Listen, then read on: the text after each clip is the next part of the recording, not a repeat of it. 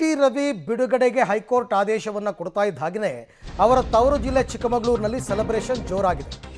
T Ravi ಬಿಡುಗಡೆಗೆ high court ಆದೇಶವನ್ನು ಕೊಟ್ಟು ಅದಾದ ನಂತರ ತಂದೆ ಬಿಡುಗಡೆ ಹಿನ್ನೆಲೆಯಲ್ಲಿ ಪುತ್ರ ಸೂರ್ಯ ಸಂಭ್ರಮಿಸಿದ್ದಾರೆ.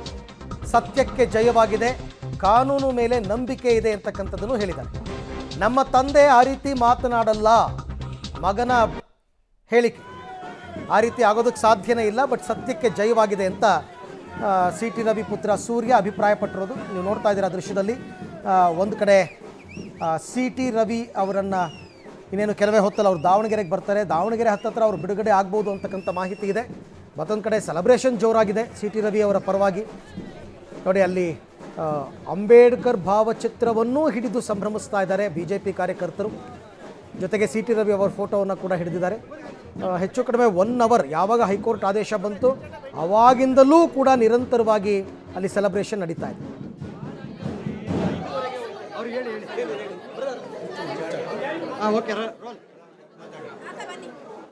ನಿನ್ನೆ ಸಂಜೆಯಿಂದನೂ ಕೂಡ ವಿಧಾನ ಪರಿಷತ್ ಸದಸ್ಯ ಟಿ ರವಿ ಅವರು ಬಂಧನ ಆದ್ದರಿಂದನೂ ಕೂಡ ಚಿಕ್ಕಮಗಳೂರು ನಗರದಲ್ಲಿ ಸಾಕಷ್ಟು ಕಾರ್ಯಕರ್ತರಲ್ಲಿ ಒಂದು ಅಸಮಾಧಾನ ಉಂಟಾಗಿತ್ತು ಮತ್ತು ಆಕ್ರೋಶ ಕೂಡ ಉಂಟಾಗಿತ್ತು. ಮತ್ತು ನಾಳೆ ಕೋರ್ಟ್ ಯಾವ ರೀತಿ ತೀರ್ಪು ಮಾಡುತ್ತೋ ಅನ್ನೋ ಆತಂಕದಲ್ಲಿತ್ತು. ಆದರೆ ಇವತ್ತು ಸಂಜೆ ಕೋರ್ಟಿನ ತೀರ್ಪು ಹೊರಗೆ ಬಂದ ತಕ್ಷಣ ಚಿಕ್ಕಮಗಳೂರು ನಗರದಲ್ಲಿ ಒಂದು ಸಂಭ್ರಮಾಚರಣೆ ಮಾನ್ಯ ಮಾಡಿದೆ. ಈಗ ಟಿ ರವಿ ಅವರ ಹಿರಿಯ ಪುತ್ರ ಸೂರ್ಯ ಅವರು ಕೂಡ ಈಗ ಕಾರ್ಯಕರ್ತರ ಜೊತೆ ಡ್ಯಾನ್ಸ್ ಮಾಡ್ತಿರುವಂಥದ್ದು ನಮ್ಮ ಜೊತೆ ಇದ್ದಾರೆ. ಅವರನ್ನು ಸಹ ಮಾತಾಡ್ತಾನೆ. ಸರ್ ನಮಸ್ತೆ. ಸರ್, ಈಗ ನಿನ್ನೆಯಿಂದನೂ ಕೂಡ ಒಂದು ಆತಂಕ ಇದ್ದಂಥದ್ದು, ಕಾರ್ಯಕರ್ತರು ಮುಖದಲ್ಲೂ ಕೂಡ ದುಗುಡ ಇತ್ತು, ನಾಳೆ ಏನಾಗುತ್ತೋ ಏನೋ ಅವ್ರನ್ನ ಬಂಧನ ಮಾಡಿದ್ದಾರೆ ಅಂತ. ಏನು ಅನ್ಸುತ್ತೆ ಸರ್ ನಿನ್ನೆ ನಿನ್ನೆ ಸ್ವಲ್ಪ ನನಗೆ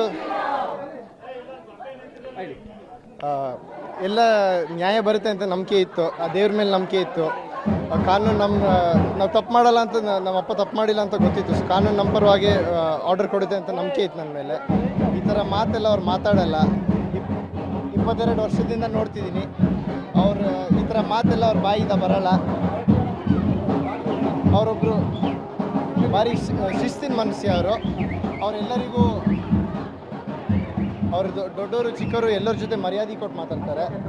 ಸೊ ಈ ಥರ ಮಾತೆಲ್ಲ ಅವ್ರು ಮಾತಾಡಲ್ಲ ಅಂತ ನನಗೆ ಗೊತ್ತು. ಈ ಥರ ಸುಳ್ಳು ಮಾತು ಅಂತ ನನಗೆ ಗೊತ್ತು. ಅದು ಅಂತಂದರೆ ಈಗ ಅವ್ರು ಈ ರೀತಿ ಮಾತು ಈಗಾಗಲೇ ಏನು ಕಾಂಗ್ರೆಸ್ ಕೂಡ ಅವ್ರ ಮೇಲೆ ಅಸಮಾಧಾನ ಹೊರಾಗ್ತಿರೋದು ಮತ್ತು ಆರೋಪ ಮಾಡ್ತಿರೋಂಥದ್ದು, ಈ ಒಂದು ಮಾತನ್ನು ಅವ್ರು ಹೇಳಿದ್ದಾರೆ ಅಂತ ನಿಮಗೆ ಅನಿಸುತ್ತಾ ಸರ್? ಇಲ್ಲ, ಈ ಥರ ಮಾತು ಅವ್ರು ಮಾತಾಡಲ್ಲ. ಈ ಥರ ಮಾತು ಅವ್ರು ಯಾವತ್ತೂ ಮಾತಾಡಲ್ಲ. ನನಗೆ ಆರೋಪದ ಮೇಲೆ ನಂಬಿಕೆ ಇಲ್ಲ, ಯಾವತ್ತೂ ನಂಬಿಕೆ ಇರಲ್ಲ. ಚಿಕ್ಕಮಗಳೂರು ಜನಕ್ಕೆ ಗೊತ್ತಿದೆ ಅವ್ರು ಎಂಥ ಮನುಷ್ಯ ಅಂತ. ಎಲ್ಲರಿಗೂ ಮರ್ಯಾದೆ ಕೊಟ್ಟು ಮಾತಾಡ್ಸೋದವರು. ಚಿಕ್ಕವರು ದೊಡ್ಡವರು ಯಾರು ಆಗಲಿ ಅವ್ರು ತುಂಬ ಮರ್ಯಾದೆ ಕೊಟ್ಟು ಎಲ್ಲರನ್ನೂ ಮಾತಾಡ್ಸೋದು. ಸೊ ಈ ಥರ ಮಾತುಗಳೆಲ್ಲ ಅವ್ರ ಬಾಯಿಂದ ಬರೋ ಸಾಧ್ಯತೆಯೇ ಇಲ್ಲ. ನಿನ್ನೆ ಸಂಜೆ ಏನು ಅನಿಸಿತ್ತು, ಇವತ್ತು ಸಂಜೆ ಏನು ಅನ್ನಿಸ್ತಾ ಇದೆ ಸರ್? ನಿನ್ನೆ ಸಂಜೆ ನ್ಯೂಸ್ ನೋಡಿದಾಗ ನನಗೆ ನಂಬಕ್ಕಾಗಲಿಲ್ಲ ಈ ಥರ ನಮ್ಮ ಅಪ್ಪನ ಬಾಯಿಂದ ಬರುತ್ತೆ ಅಂತ. ಇದು ಯಾಕೆ ಸುಳ್ಳು ಹೇಳ್ತಿದ್ದಾರೆ ಅಂತ ನಾನು ಪದೇ ಪದೇ ಯೋಚನೆ ಮಾಡ್ತಿದ್ದೆ. ಈ ಥರ ಅವ್ರು ಯಾವತ್ತೂ ಮಾತಾಡಲ್ಲ. ಮತ್ತು ಅರೆಸ್ಟ್ ಆಗಿದಾಗ ಒಂದು ಸ್ವಲ್ಪ ಗಾಬರಿ ಆಯ್ತು ನನಗೆ.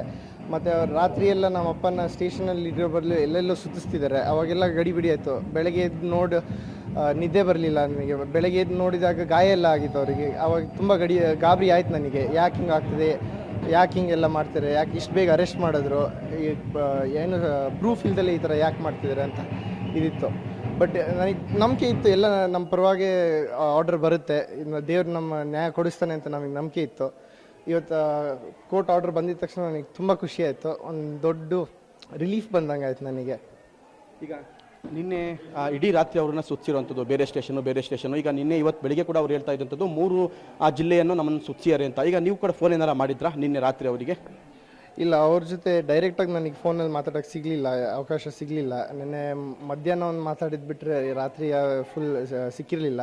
ಅವಾಗ ಸ್ವಲ್ಪ ಗಾಬರಿ ಆಯಿತು, ಯಾಕೆ ಫೋನಿಗೆ ಸಿಗ್ತಿಲ್ಲ, ಏನಾಯಿತು, ಯಾಕೆ ಅಂತ. ಬಟ್ ನಮ್ಮ ಗನ್ಮ್ಯಾನ್ ಮತ್ತು ಡ್ರೈವರ್ ನನಗೆ ಫೋನ್ ಮಾಡ್ತಿದ್ದೆ.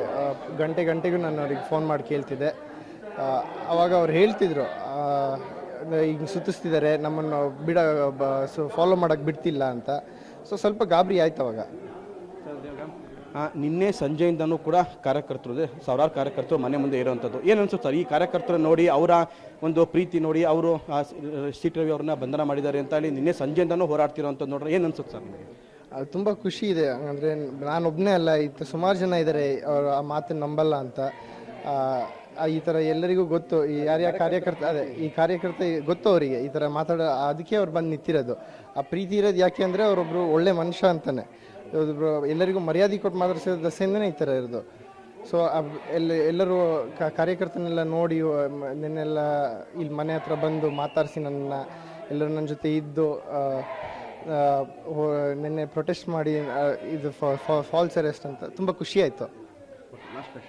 ಅಂದರೆ ಈಗ ಈ ರಾಜಕೀಯವಾದ ಈ ರೀತಿ ಹೇಳಿಕೆಗಳು, ಈ ರೀತಿ ರಾಜಕೀಯ ಅರೆಸ್ಟು ಇವೆಲ್ಲ ನಿಮಗೆ ಹೊಸ್ತು, ಯಾಕೆಂದರೆ ಎಜುಕೇಷನ್ ಮುಗಿಸಿ ಈಗಿನೂ ಚಿಕ್ಕಮಗಳೂರಿಗೆ ಬಂದಿರುವಂಥದ್ದು. ಈಗ ರೀಸೆಂಟ್ ಡೇಸಲ್ಲಿ ನೀವು ಈಗ ಚಿಕ್ಕಮಗಳೂರಿಗೆ ಬಂದಿರೋಂಥದ್ದು, ತಕ್ಷಣ ಈಗ ಬಂದಾಗ ಇಷ್ಟು ದಿನಗಳಲ್ಲಿ ಸುಮಾರು ವರ್ಷಗಳ ಕಾಲ ಇಲ್ದಲೇ ಇರುವಂಥ ಈ ಅರೆಸ್ಟು, ಈ ಬಂಧನ, ಈ ರೀತಿ ತಲೆಯಲ್ಲಿ ರಕ್ತ ಬರುವಂಥದ್ದು, ಇದನ್ನೆಲ್ಲ ನೋಡಿದಾಗ ಏನು ಅನಿಸುತ್ತೆ? ರಾಜಕೀಯ ಏನು ಅನ್ನಿಸ್ತು?